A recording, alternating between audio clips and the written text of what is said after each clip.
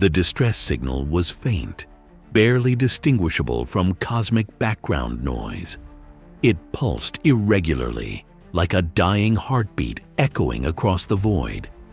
It wasn't listed on any known frequency, no identification codes, just a simple, repetitive transmission, coordinates, and a single word: help.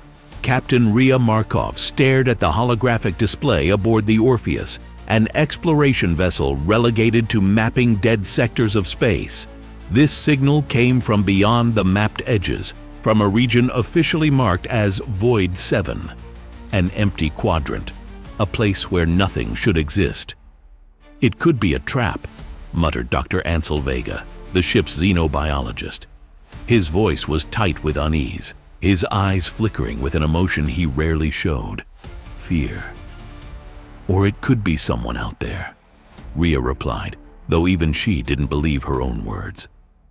The cold knot in her stomach told her otherwise.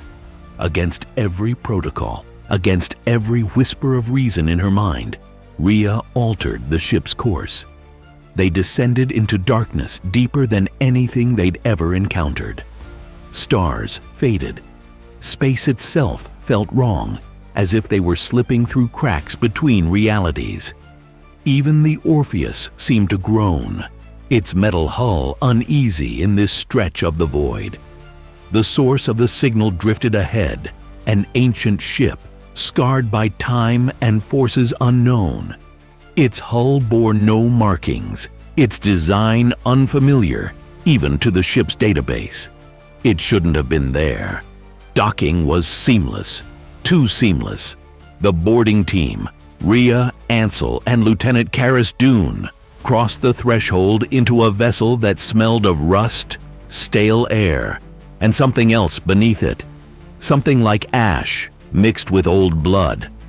Their lights pierced the oppressive dark, revealing corridors coated with frost and streaks of black residue along the walls. Footprints marred the dust. Fresh, too fresh. "Anyone here?" Rhea's voice echoed, swallowed quickly by the silence. They found signs of life, equipment powered on, scattered data pads, half-eaten food, but no people, no bodies. The ship wasn't abandoned. It was emptied. Ansel examined a data pad, its screen flickering with corrupted files. "These logs are recent, but there's no record of any crew departures." And then the voices started. At first, just static. Then whispers leaking through their comms, words in no known language, but threaded with a familiarity that sent a chill through Rhea's spine. Ansel froze mid-step, his face pale. "It said my name," he whispered, his voice trembling. They pressed forward, drawn to the ship's core where the signal originated. There, they found it. An orb suspended mid-air, a sphere of darkness so absolute it defied the faint emergency lights. It pulsed faintly, like a heartbeat syncing with their own. Karis reached out, her hand trembling as if drawn by something unseen. "Don't!" Rhea snapped, but it was too late. Karis's fingers grazed the void. The lights died. When they flickered back, Karis was gone. Only her shadow remained, burned into the wall, still trembling, as if it remembered something her body could no longer hold. The void had touched them, and nothing would ever be the same again. Rhea staggered backward, her breath ragged, eyes locked on the trembling shadow etched into the bulkhead. Shadows didn't move. They didn't twitch like they were trying to scream. "Karis," she whispered, her voice brittle in the crushing silence.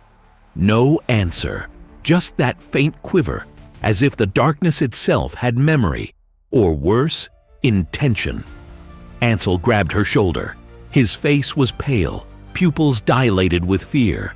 "We need to get out of here now." Rhea nodded, her mind screaming to comply. But as they turned to retreat, the corridor they had entered through was gone. In its place was an endless stretch of black, so dense it devoured the beams from their flashlights. No walls, no doors, just void. Rhea activated her comms. "Orpheus, do you read? This is Captain Markov. Respond." Static. Then a voice, soft and layered, not from her comms, but from everywhere, vibrating through her skull. "You shouldn't be here." Ansel gasped, clutching his head. Blood trickled from his nose, his fingers digging into his scalp as if trying to rip the voice out. Rhea fired her plasma pistol blindly into the darkness. The energy vanished before it could strike anything. No sound of impact, just gone. The orb pulsed brighter behind them. Shadows bled from its core, stretching across the floor like living tendrils.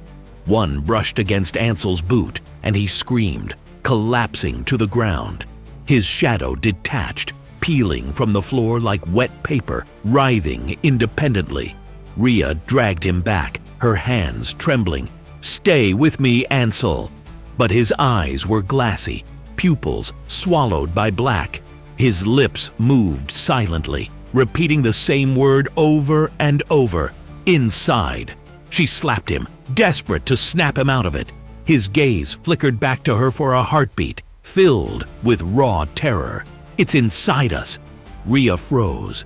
The void wasn't just around them. It was creeping in, seeping through their minds, threading into their thoughts like invasive roots. She pulled Ansel to his feet, dragging him toward the faint outline of a door that hadn't been there moments before. The ship was shifting, reshaping itself, or maybe reality itself was fraying. They stumbled through the doorway, slamming it shut behind them. The walls here felt different, warmer, pulsing faintly like they were breathing. Rhea collapsed against the door, trying to catch her breath, while Ansel curled into himself, whispering nonsense. She glanced down. Her shadow was gone. Rhea stared at the empty space where her shadow should have been, an icy knot tightening in her chest. The absence felt like a wound, invisible yet raw. Ansel's murmurs grew louder, his words disjointed, like fragments of a language he shouldn't know. "Rhea," he croaked suddenly, his voice layered with something else, a deeper resonance that wasn't his own. "It's not the darkness that's alive, it's us." The walls began to shift, melting like wax under invisible heat, revealing strange glyphs etched beneath the metal, symbols that seemed to pulse in rhythm with her heartbeat. She felt disoriented, as though gravity itself had betrayed her. She tried to stand, but her legs felt heavy, as if the void was anchoring her. Her thoughts grew muddled, memories slipping through her fingers like sand. Ansel's eyes locked onto hers, black and endless. "We were always shadows," he whispered. "We just didn't know it." Rhea fought to resist, clawing at the remnants of her identity. She fumbled for her plasma pistol, but it crumbled in her grasp, dissolving into black dust. The ship groaned around them, a low, guttural sound like the universe itself exhaling. The void wasn't consuming them, it was reshaping them. Suddenly, a light flickered above, an emergency beacon, dim but real, a sliver of hope. Rhea seized Ansel's arm, dragging him toward the flickering glow. Each step felt like wading through molasses, the very air thick with unseen resistance. "We can make it," she whispered, though her voice trembled with doubt. But Ansel stumbled, collapsing. His shadow, or what remained of it, slithered away, merging with the walls. "Go," he gasped. "Before you forget who you are." Rhea hesitated, torn between saving him and escaping the nightmare. Rhea sprinted down the corridor, the flickering beacon her fragile anchor to reality. The walls pulsated with an organic rhythm, whispering in languages she couldn't understand, voices echoing with familiarity and malice. Shadows slithered along the edges of her vision, reaching, grasping. Her lungs burned. Her legs felt like lead. But the beacon pulsed brighter. a fragile heartbeat against the void's oppressive darkness. She stumbled into the control room. Panels flickered, screens distorted with static and cryptic symbols. Rhea collapsed onto the console, frantically typing commands, trying to trigger a distress signal. Her fingers trembled as the system responded with a single word. Confused, she hesitated. The shadows crept closer, coiling like serpents. She pressed the command. Reality fractured, memories shattered and reformed. She was on the Orpheus, then on the derelict ship, then floating in the void, all at once. Ansel's voice echoed in her mind. We were always shadows. The realization hit her like a physical blow. They hadn't discovered the void. They were born from it. Rhea screamed, not from fear, but the unbearable truth. She wasn't escaping the void because there was no escape. She was part of it, a fragment of a larger, incomprehensible entity trying to remember itself. The beacon's light consumed her, and in the final moment before oblivion, she saw her reflection in the shattered console. A shadow, flickering and fading. And then there was nothing.